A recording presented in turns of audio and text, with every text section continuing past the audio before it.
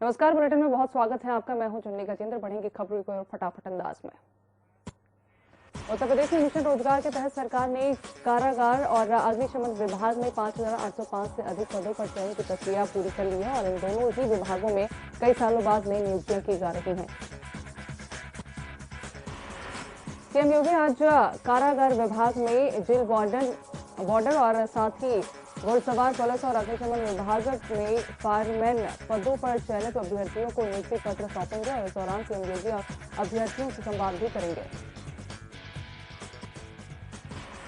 Corona को लेकर एक बार फिर सूबे की सियासत में चिंता बढ़ गई है। दरअसल बहराइच में एक दिन में मिले 19 संक्रमितों को लेकर सरकार सतर्क हो गई है। इसमें अधिकांश लोग नेपाल यात्रा से लौटे हैं, जिनको गंभीरता को देखते हुए मुख्यमंत्री योगी आदित्यनाथ ने सीमावर्ती जिलों में विशेष सतर्कता के निर्देश दिए हैं।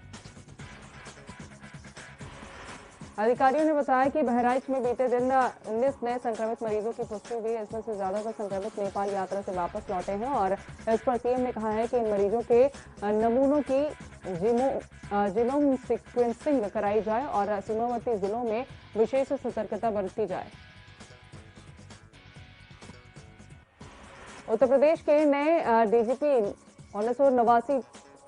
1987 बैच के आईपीएस अफसर मुकुल गोयल बनाए गए हैं। फिलहाल मुकुल गोयल एडीजी बीएसएफ में पदस्थ थे और आज नए डीजीपी के तौर पर पदभार ग्रहण उन्होंने किया है। केंद्र सरकार ने बीएसएफ के डीजी पद से मुकुल गोयल को रिलीव किया है और इससे पहले गोयल ने मंगलवार शाम सीएम योगी से मुलाकात की थी। बसपा सुप्रीमो मायावती ने अखिलेश यादव पर तंज कसा है। उन्होंने कहा है कि सपा की सोच स्वार्थी और दलित विरोधी है, इसलिए बड़े दलों ने सपा से किनारा कर लिया है। उन्होंने आगे कहा कि छोटे दलों के साथ चुनाव लड़ना सपा की महालालचारी है। उन्नाव का माखी कांड एक बार फिर से सुर्खियों में है। दुष्कर्म के आरोपी कुलदीप सिंह सेंगर के गुर्गों ने रेप पीड़िता के चाचा की जमानत लेने वाले युवक की लोहे से पिटाई कर दी है। लोहे के रॉड से पिटाई की है, जिसका उपचार जिला अस्पताल में चल रहा है। पीड़ित के परिजनों की तहरीर पर माखी थाने में 3 लोगों पर मारपीट, गाली गलौज और जान से मारने की धमकी की धाराओं के तहत मामला दर्ज किया गया है। आरोप है कि ये तीनों लोग कुलदीप सिंह सेंगर के करीबी हैं। मशहूर शायर मुनव्वर राणा के घर में देर रात उत्तर प्रदेश पुलिस ने अचानक दस्तक दी है। मुनव्वर राणा के परिवार ने पुलिस पर प्रताड़ित करने का आरोप लगाया है। बताया जा रहा है कि उत्तर प्रदेश पुलिस की टीम मुनव्वर राणा के बेटे पर हुई फायरिंग की जांच के लिए यहां पहुंची हुई थी।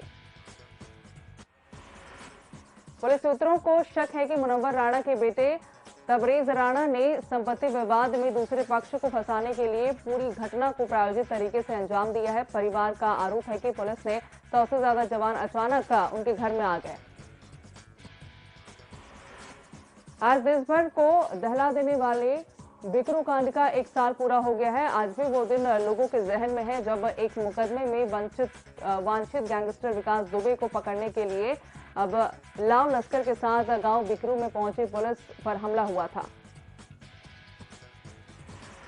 इस हमले में तत्कालीन सीओ बिल्हौर समेत 8 पुलिसकर्मी मारे गए थे, जबकि 7 घायल भी हुए थे। पुलिस की जवाबी कार्रवाई में विकास दुबे समेत 6 आरोपियों को एनकाउंटर में ढेर कर दिया गया था। अपराध के इतिहास में काले दिन के रूप में इस दिन को याद किया जाएगा। वहीं उत्तर प्रदेश के 72 जिलों में संक्रमण के नए केस इकाई अंकों में आ रहे हैं। हर दिन 2.5 लाख से अधिक कोविड के टेस्ट किए जा रहे हैं, जबकि पॉजिटिविटी दर 1% से भी कम है। बीते 24 घंटे में प्रदेश में 2,67,658 कोविड टेस्ट किए गए हैं, जबकि पॉजिटिविटी दर 0.06% रही है। पिछले 24 घंटे में कोरोना संक्रमण के 163 नए मामले सामने आए हैं, जबकि 260 मरीज स्वस्थ हुए हैं। कोरोना संक्रमण की वजह से 1,788 लोग होम आइसोलेशन में हैं और अब तक 16,80,980 लोग कोरोना संक्रमण से मुक्त होकर डिस्चार्ज हो चुके हैं। पूर्व सांसद स्वर्गीय शरद त्रिपाठी का पार्थिव शरीर संत कबीर नगर लाया गया, जहां पार्थिव शरीर पर लोगों ने पुष्प वर्षा करते हुए उन्हें नम आंखों से विदाई दी है। बड़ी संख्या में भारतीय जनता पार्टी के नेता और कार्यकर्ता वहां मौजूद रहे।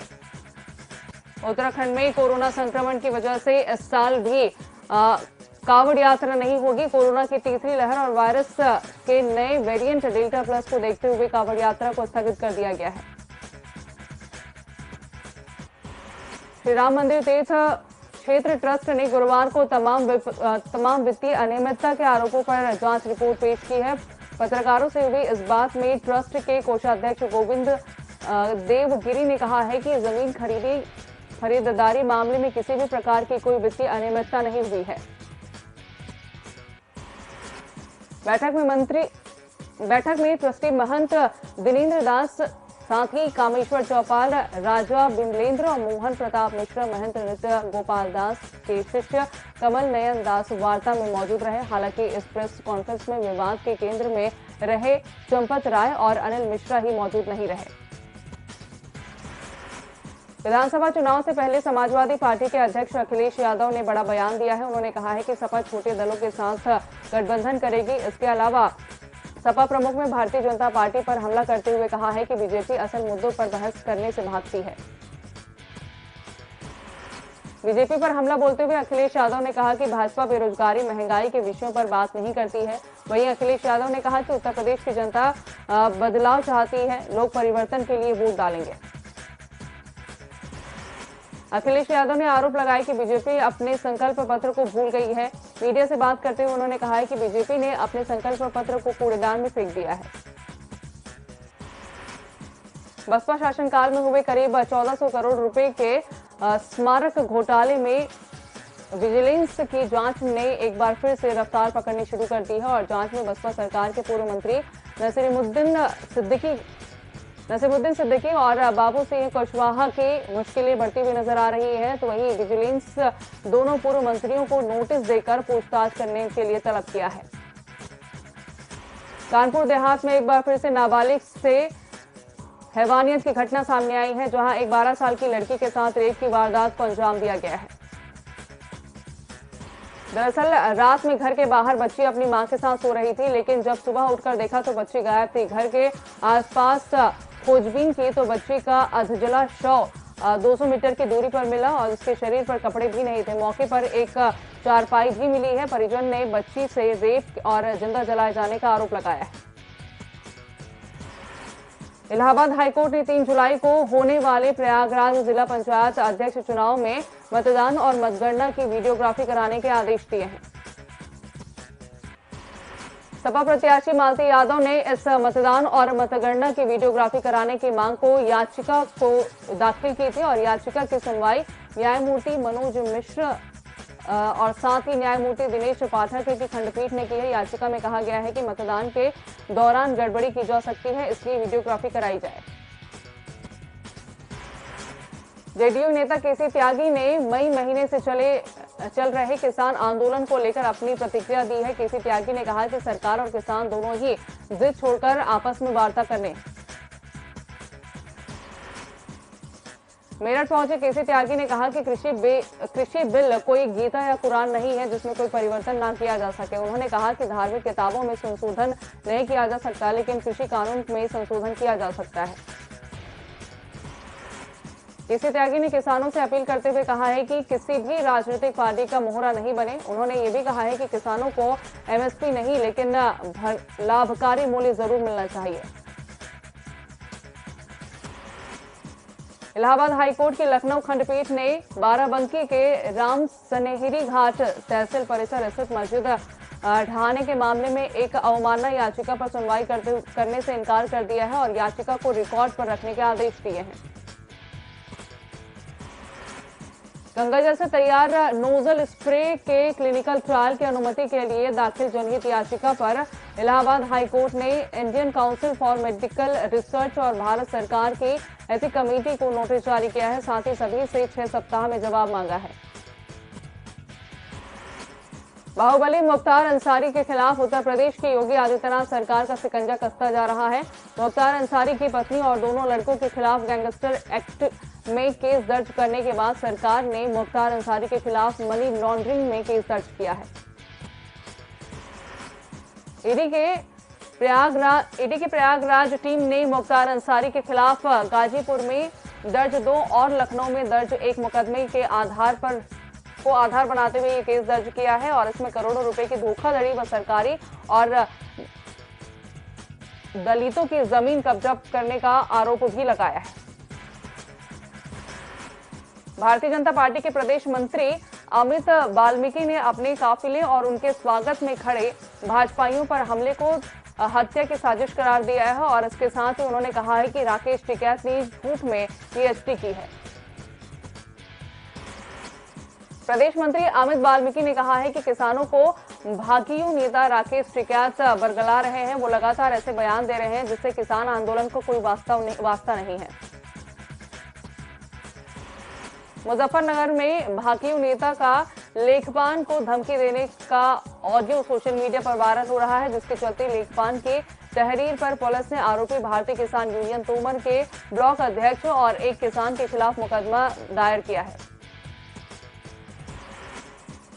आजाद समाज पार्टी की ओर से मथुरा में आगामी चुनावों को लेकर बैठक की गई है, जिसमें आगामी विधानसभा 2022 की चुनावी रूपरेखा और नए पदाधिकारियों की नियुक्ति की गई है, जिसमें चंद्रशेखर आजाद की 1 जुलाई से 20 जुलाई तक साइकिल यात्रा के बारे में भी बताया गया है और सभी को इस साइकिल यात्रा में बढ़ चढ़कर हिस्सा लेने को कहा गया है।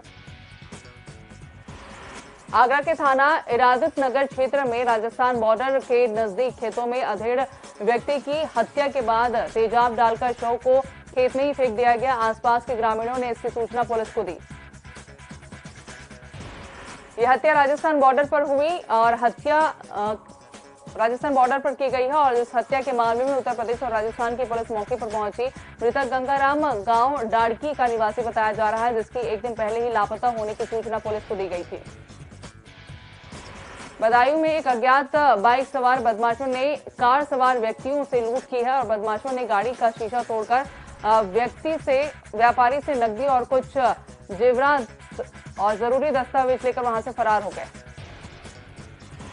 कानपुर में सबसे छोटी बच्ची पर वैक्सीन का ट्रायल किया गया है। बच्ची मात्र 2.5 साल की है और इसके पहले 2 साल 8 महीने की बच्ची को कोरोना की वैक्सीन लगाई गई थी। बता दें कि अब तक 55 बच्चों पर वैक्सीन का ट्रायल हो चुका है। अमेठी के जामो थाना क्षेत्र में 2 मेडिकल स्टोर समेत 3 दुकानों में लाखों रुपए की चोरी की घटना सामने आई है। चोर दवा समेत हजारों की नकदी लेकर फरार हो गए, लेकिन पूरी वारदात सीसीटीवी कैमरे में कैद हो गई। हापुड़ के भजियाना गांव में 45 साल के युवक की गला रेतकर हत्या कर दी गई है। बता दें कि पिछले 5 दिनों में 4 हत्याएं हो चुकी है, जिससे कि इलाके में सनसनी फैली है। कन्नौज के जुकैया गांव में संदिग्ध हालातों में युवक ने फांसी लगाकर आत्महत्या कर ली, जिससे हड़कंप मच गया है। बताया जा रहा है कि पति पत्नी के बीच झगड़ा हुआ था, जिसके बाद शिव कुमार दोबारा अपने ससुराल पहुंचा। वहां उसने संदिग्ध हालातों में फांसी लगाकर आत्महत्या कर ली।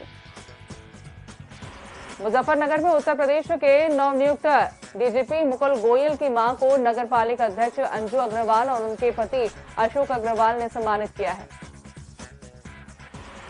सिद्धार्थनगर के तहसीलों में धड़ल्ले से स्टाम्प वेंडरों की शह पर कालाबाजारी का मामला सामने आया है, जहां 10 रुपए का स्टाम्प 100 रुपए में, 50 का 140 रुपए में और 100 रुपए का स्टाम्प 500 से 700 रुपए में बेचा जा रहा है।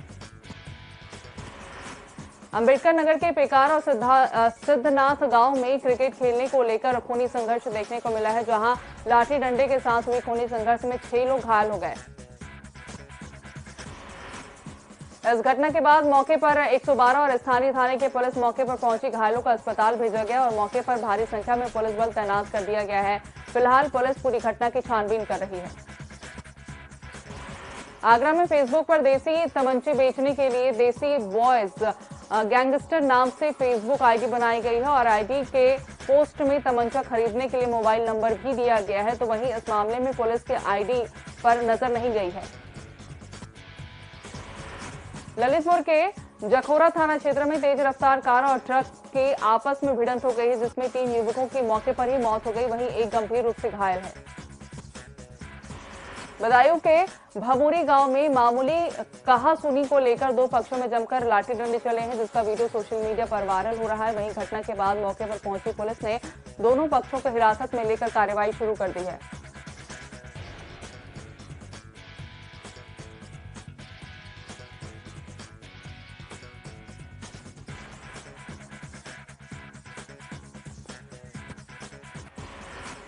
बिजनौर में तेज रफ्तार पीएनसी डंपर ने सड़क पार कर रही मां बेटी को टक्कर मार दी है, जिसके बाद दोनों की मौके पर ही दर्दनाक मौत हो गई है। मौके पर पहुंची पुलिस ने शव को पोस्टमार्टम के लिए भेज दिया है। कार्रवाई शुरू कर दी है। इटावा में एसएसपी ब्रिजेश कुमार ने जनपद में ट्रैफिक व्यवस्था को सुधारने के लिए ट्रैफिक पुलिस को मोबाइल दिया है और ट्रैफिक पुलिस को आदेश दिया है कि जो भी व्यक्ति नियमों का उल्लंघन करे उसका मोबाइल के जरिए चालान काटा जाए। महोबा जिले में पुलिस ने 2 अंतर्राज्यीय गांजा तस्करों को गिरफ्तार किया है, जिसके पास से 2.5 किलो अवैध गांजा बरामद भी किया गया है। पुलिस ने तस्करों के विरुद्ध कार्रवाई करने के लिए जेल भेज दिया है।